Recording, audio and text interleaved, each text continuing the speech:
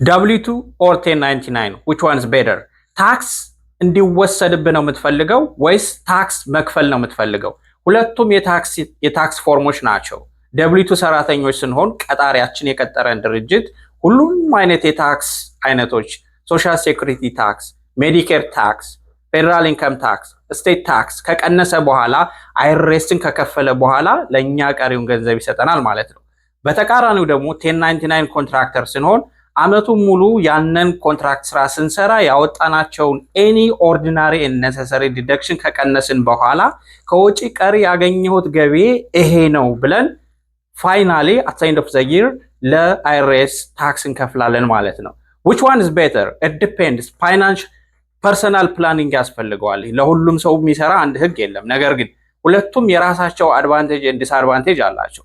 ለምሳሌ W2 ሰራተኞች ስንሆን በጣም ብዙ ሩም የለም ታክስ ስትራቴጂ ለመጠቀም ታክሴብል ኢንከምን ለመቀነስ ብዙም ሩሞች የሉም። ነገር ግን አንዳንድ ካምፓኒዎች 401k ኮንትሪቢዩት ያደርጋሉ፣ ፔይድ ሊቭ ሊሰጡን ይችላሉ፣ ሄልዝ ኢንሹራንስ ላይ ኮንትሪቢዩት ሊያደርጉልን ይችላሉ።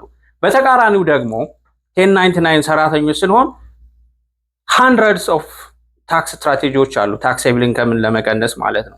ለዛ ነው ብዙ ጊዜ ሀብታሞች ታክስ አይከፍሉም። በቂ ታክስ ሚዲየም ኢንካም እና ሎወር ኢንካም እንዳላቸው ሰዎች ታክስ አይከፍሉም የሚባለው lot of ስትራቴጂ ስለሚጠቀሙ ነው።